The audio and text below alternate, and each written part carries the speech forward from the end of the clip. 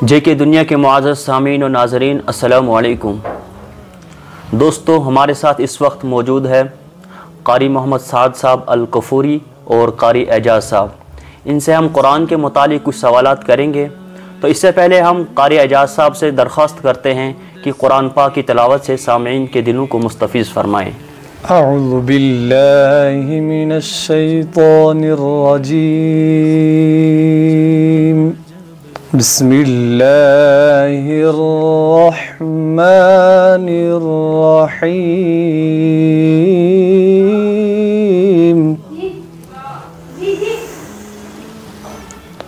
وما صاحبكم بمجنون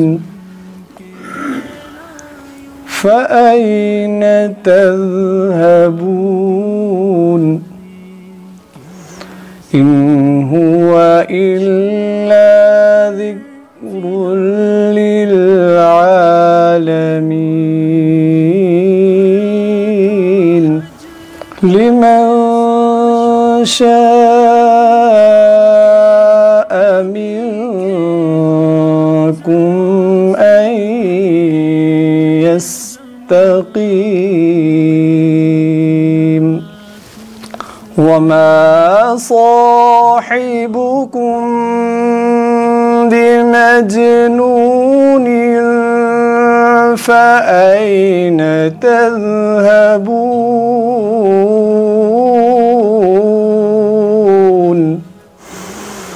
إن هو إلا ذكر للعالمين لمن شاء منكم أن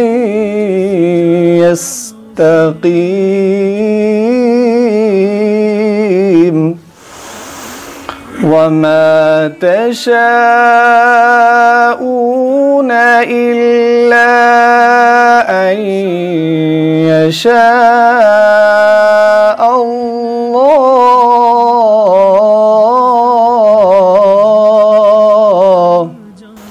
وما تشاءون إلا أن يشاء الله رب العالمين صدق اللہ العظیم۔ ماشاءاللہ، یہ تھے قاری اعجاز صاحب جنہوں نے بہت ہی بہترین انداز میں قرآن پاک کی تلاوت کی۔ اللہ تعالیٰ ان کی آواز میں اور زیادہ چاشنی پیدا کرے۔ آمین۔ قاری صاحب، آپ کا بہت بہت شکریہ کہ آپ نے اپنا وقت ہمیں دیا۔ تو آپ سے ہم کچھ قرآن کے مطابق چند سوالات کریں گے، کیونکہ آپ بہترین قاری کے ساتھ ساتھ ایک بہترین مدرس بھی ہے، کافی عرصے سے قرآن پاک کی خدمت انجام دے رہے ہیں۔ بہت سارے بچوں کی طرف سے شکایت ہے کہ ہم نے قرآن پاک حفظ کیا لیکن اب بھول گیا۔ آپ بتائیں کہ ان کو پھر سے دوبارہ کس طرح قرآن پاک یاد کرنا چاہیے؟ بسم اللہ الرحمن الرحیم۔ قرآن کریم اللہ رب العزت کی کتاب ہے۔ انسان اس کو بڑی محنت اور لگن کے ساتھ بڑی قربانیوں کے بعد حفظ کرتا ہے، اور قرآن کریم حفظ کرنے کے بعد اس کو بھلا دینا یقیناً بڑی بدبختی کی بات ہے۔ اللہ تعالی ہم سب کی اس سے حفاظت فرمائے۔ آمین۔ اللہ تعالیٰ کا یہ کلام صاحب قرآن کو اللہ تعالیٰ فرمائیں گے، حضور نبی کریم صلی اللہ علیہ وسلم نے فرمایا اقرأ وارتق ورتل كما كنت ترتل في الدنيا فإن منزلك عند آخر آية تقرأها، کہ وہی قرآن کریم پڑھتے جا اور جنت کے درجے پر چڑھتا جا، اور ٹھہر ٹھہر کر پڑھ جیسے تو دنیا میں ٹھہر ٹھہر کر کے پڑھا کرتا تھا۔ یقیناً قرآن کریم کو اس روز وہی شخص پڑھ سکتا ہے جس نے قرآن کریم پر عمل کیا ہو اور قرآن کریم کو اپنی زندگی میں رکھا ہو، یاد کیا ہو۔ اب جب ایک انسان نے اتنی بڑی اللہ تعالیٰ کی عطا کردہ نعمت کو بھلا دیا تو یقیناً بڑی محرومی کا سبب بنے گی۔ اب انسان کو چاہیے جو شخص قرآن کریم کو بھول گیا کم سے کم قرآن کریم کے ساتھ اپنے تعلق کو دوبارہ بحال کریں اور پھر سے عزم مصمم اور عہد کے ساتھ قرآن کریم کے ساتھ جڑیں.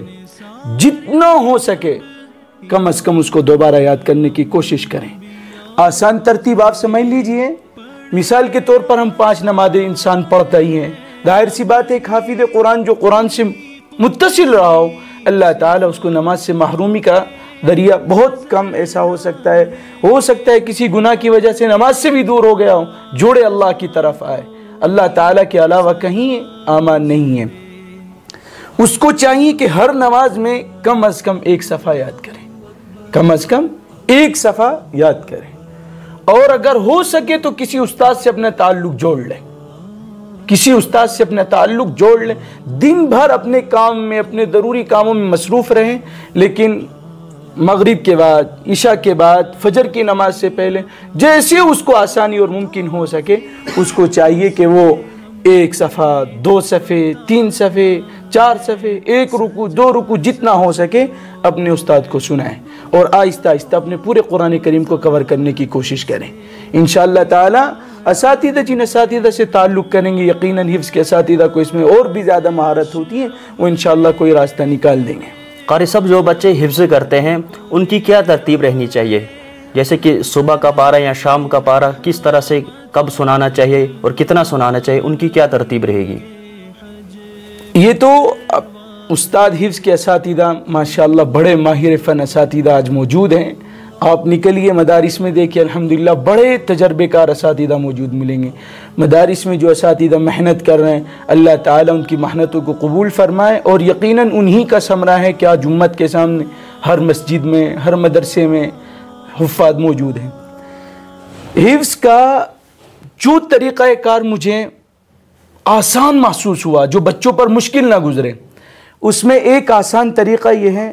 ہمارے حافظ اعجاز صاحب الحمدللہ ان کو میں دیکھتا رہتا ہوں کہ سبق اگر بچے کا مضبوط ہوگا, صبح کا سبق اگر طالب علم مضبوط سنائے گا, پورے قرآن کریم کے حفظ کا دار و مدار سبق پر ہے. اب مثال کے طور پر آپ لے لیجئے کہ ایک طالب علم اگر اس کا ناظرہ کمزور رہا تو استاد نے اس کا ناظرہ یاد نہیں کرایا. حافظ اعجاز صاحب کو ہم نے دیکھا, خود بھی ہمارے اساتذہ ہم بھی ایسی الحمدللہ کوشش کرتے ہیں کہ بھئی بچے کو سبق کم سے کم سبق کا ناظرہ 40 مرتبہ پڑھنا چاہیے طالب علم کو, کم سے کم 40 مرتبہ, اور ایک سبق کو کم سے کم 100 بار دور ہونا چاہیے. آج مثال کے طور پر آپ نے آموختہ سنا بعد ظہر تو اس کا سبق کا ناظرہ فوراً اس پر محنت, پھر مغرب سے قبل بچے کو بٹھایا جائے. یعنی جو سبق صبح سنانا ہے سبق وہ مضبوط ہونا ہے ناظرہ. اس کی ترتیب یہ رہتی ہے 40 بار. اگر آپ ایک طالب علم کو کہیں گے کہ بیٹا آپ 40 بار سبق پڑھ کے لاؤ, اس کے لیے مشکل ہوگا 40 بار پڑھنا. ہمارے استاد جناب قاری عبدالباسط صاحب الحمدللہ اللہ تعالیٰ ان کو ان کی محنتوں کو قبول فرمائے, بڑے قابل استاد ہیں الحمدللہ. انہوں نے ترتیب جو ہمیں بتائی اور ہم نے جو اپنے قاری صاحب کا مزاج دیکھا کہ بھئی صبح کو آپ بچے کا سبق سے فارغ ہو گیا بچہ, اس کو سبق سناتے ہی کہیں کہ بیٹا 10 بار ناظرہ پڑھو کل کے سبق کا. ابھی بچے نے 10 بار پڑھا اس کو مشکل نہیں لگے گا. مشکل سے 2 صفحے یا 1.5 صفحہ 1 صفحہ پڑھنے میں طالب علم کو 10 منٹ لگتے ہیں, 15 منٹ مان لیجئے. اس کے بعد آپ بولیے بیٹا سبقن پارہ چلو, سبقن پارے کے بعد 10 مرتبہ, پھر اس کے بعد پھر سبقن پارہ سن لیا اور پھر اس کے بعد ظہر پارہ اس کو یاد, ظہر کے بعد پھر 10 مرتبہ, پھر مغرب سے قبل بچے کو بٹھایا جائے 20 منٹ, پھر کہیں بیٹا 10 مرتبہ ناظرہ پڑھو. اس طرح یہ سبق کنٹرول میں آ جاتا ہے. ہماری جو ترتیب ہے مغرب کے بعد استاد کا حفظ کے استاد کا کلاس میں موجود رہنا یہ لازمی چیز ہے. ہم نے کچھ جگہوں پر دیکھا کہ اساتذہ مغرب کے بعد کلاسوں میں نہیں ہوتے, جو بڑی کوتاہی کا سبب بنتا ہے وفات کے لیے, اور اسی وجہ سے طلبہ 2-2 3-3 4-4 سال 4-4 سال میں بچے حفظ مکمل کر رہے ہیں, جو غلط ہے. پھر اس طرح آپ سبق وصول کریں انشاءاللہ صبح تو بہت مضبوط سبق ہوگا. سبقن پارہ بغیر غلطی کا سنیں, کوشش کریں اٹک بھی نہ ہے سبقن پارے میں. آموختہ بعد زور جب آپ سنیں اس میں بھی کوئی غلطی نہ سنیں. انشاءاللہ جتنا طالب علم حفظ کرے گا پکا حفظ کرے گا, مضبوط حفظ کرے گا. جس بچے نے جیسے 10 پارے حفظ کر لیے اب اس کو شام کا پارہ کتنا سنانا چاہیے؟ شام 10 پارے والے بچے کو تو 1 پارے سے کم بالکل بھی نہیں ہونا چاہیے، کم سے کم 1 پارہ ہے۔ اور 20 پارے جس نے 20 پارہ، اس کو ظاہر سی بات ہے 15 پاروں کے بعد بچے کا قرآن تھوڑا سا کچا ہونا شروع ہو جاتا ہے، چونکہ پارے زیادہ ہو گئے، دور زیادہ دنوں میں نکلے گا، تو نصف یا ثلاثہ پارہ اس کا بھی ہونا چاہیے، شام کا پارہ، شام پارہ۔ اور جو مکمل حافظ ہو، مکمل حافظ وہ اس کے دور پر کیا جائے گا، وہ اس وقت کس طرح کا دور نکالنا۔ مثال کے طور پر ایک بچے کا 20 مکمل ہوا ہے تو کم از کم استاد اس کا دن میں 1.5 پارہ تو نکلوائے، 1 پارہ آموختے کا اور نصف پارہ سبق کا۔ سب سے پہلے مدرسے کے اندر کس چیز پہ بچے پہ محنت کرنی چاہیے؟ قاعدہ میں سمجھتا ہوں کہ ناظرہ میں وقت ضائع نہ کر کے اگر اساتذہ قاعدہ محنت سے پڑھائیں گے، نورانی قاعدہ، جتنی محنت آپ نورانی قاعدے پر کر چکے ہوں گے وہ ناظرہ پر دکھے گی، اس کے بعد حفظ میں دکھے گی۔ جس بچے کو آپ نے قاعدہ 3 مہینے میں پڑھایا یا 4 مہینے میں پڑھایا، اس کے بعد ناظرہ میں اس کو 2 پاروں تک تو آدھا صفحہ سنائے گا، ایک صفحہ، پون صفحہ، اس کے بعد 2 پاروں کے بعد کم سے کم طالب علم 1 پارہ سنائے ناظرہ سبق کا۔ اس طرح اس کو 15-20 پارے ناظرہ پڑھائے ہیں، اس کے بعد اس کو حفظ میں لگایا جائے۔ سب سے زیادہ محنت تلفظ پہ کرنی چاہیے یا لہجے پر؟ لہجہ ضروری نہیں ہے، لہجہ یہ خدا داد چیز ہے، کسی کا بن جاتا ہے، کسی کا نہیں بن پاتا، محنت کے بعد یہ بن جاتے تو بہت معمولی چیز ہے۔ میرے نظر میں ایک تو یادداشت اور ایک ادائیگی، ان 2 چیزوں پر کوئی کمپرومائز نہیں ہونا چاہیے۔ استاد ادائیگی پر زیادہ محنت کریں۔ بظاہر آپ جتنا آپ سوچیں کہ آگے جائے، تیز جائے، جلدی جائے، اس سے بہتر ہے ادائیگی مضبوط ہو، ادائیگی پر محنت کی جائے، زیادہ بہتر رہے۔ کلاس کے اندر 2 طرح کے بچے ہوتے ہیں، جیسے کہ ایک جن کا ذہن تیز ہوتا ہے، 3 طرح کے بچے ہوتے ہیں، ایک تو متوسط، جی، ایک اعلیٰ اور ایک کمتر، کن ذہن جس کو آپ کی زبان میں کہتے ہیں۔ 3 طرح کے بچے ہوتے ہیں کلاس میں۔ اب جو کن ذہن ہے اس پہ کس طرح کی محنت کرنی چاہیے؟ ہمارے یہاں ہم نے اکثر دیکھا ہے کہ جو کن ذہن طلبہ ہوتے ہیں ان کو اساتذہ پیچھے لے جاتے ہیں کہ بھئی یہ بچہ کن ذہن ہے، جو ذہین بچے ہیں ان کا پہلے سبق سنتے ہیں، پہلے پارہ سنتے ہیں، ان کو پہلے بلاتے ہیں۔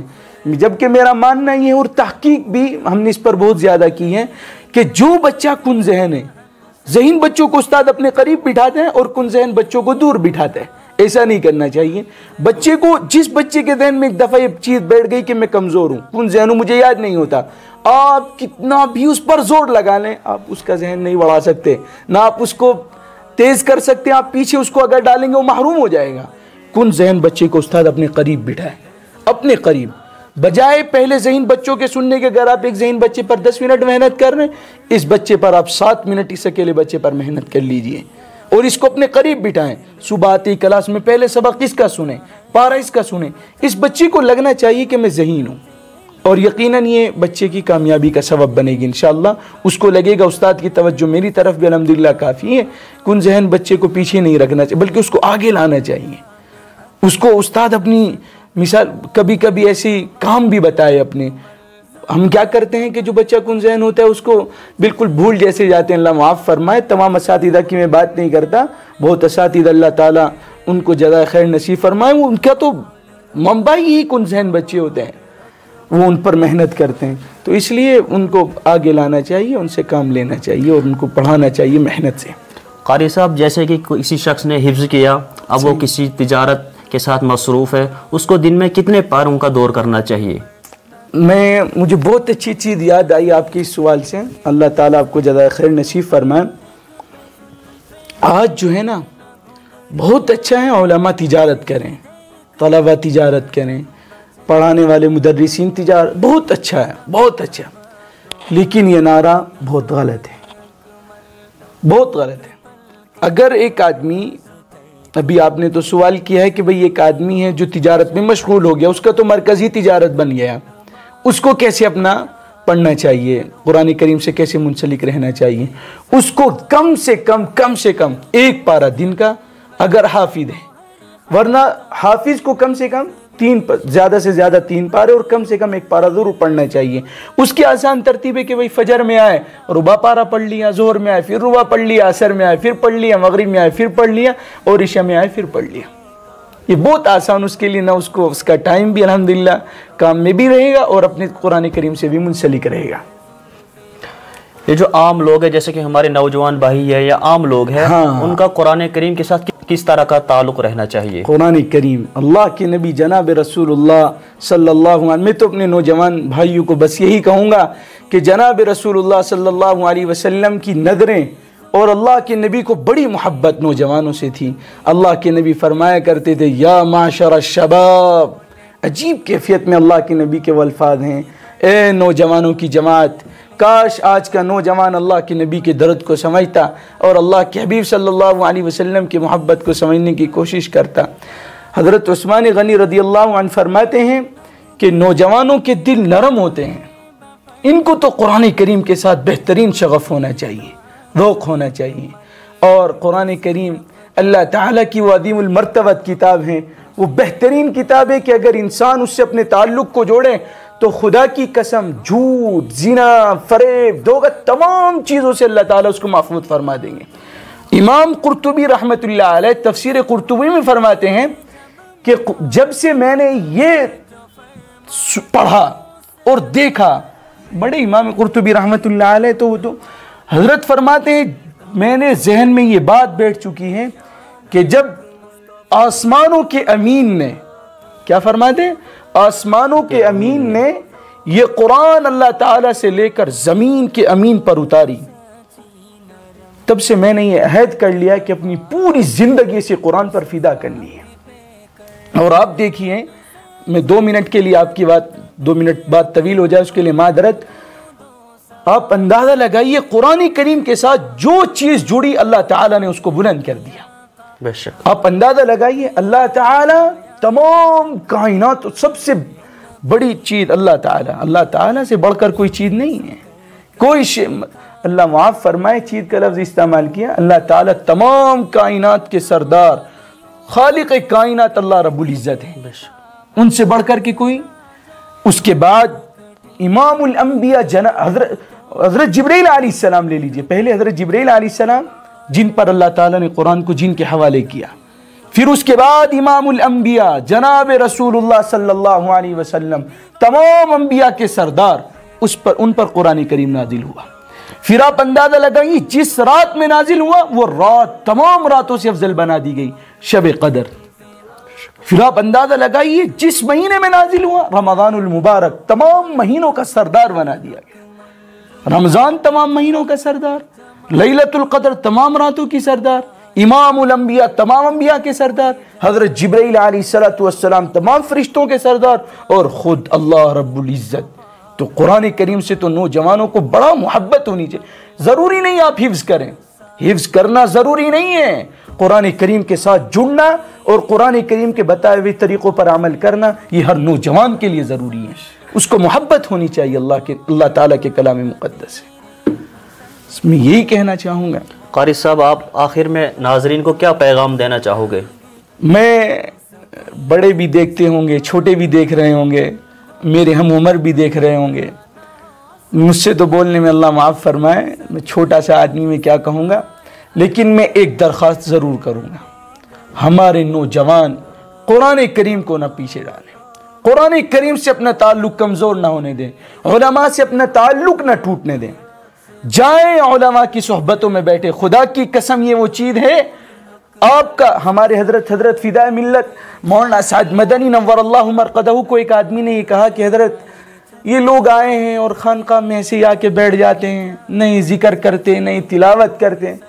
کہا بھائی ان کا یہاں بیٹھنا 10 منٹ، 1 گھنٹہ، یہ اس آدمی کی تمام دن کی مصروفیت سے بہتر ہے جو باہر رہ کر اللہ کی یاد سے غافل ہے۔ کم سے کم یہ یہاں اس 10 منٹ اللہ کے گھر میں بیٹھے ہیں، ان کو معلوم ہے کہ ہم اللہ کے گھر میں ہیں، اللہ رب العزت ان کو محروم نہیں فرمائیں گے۔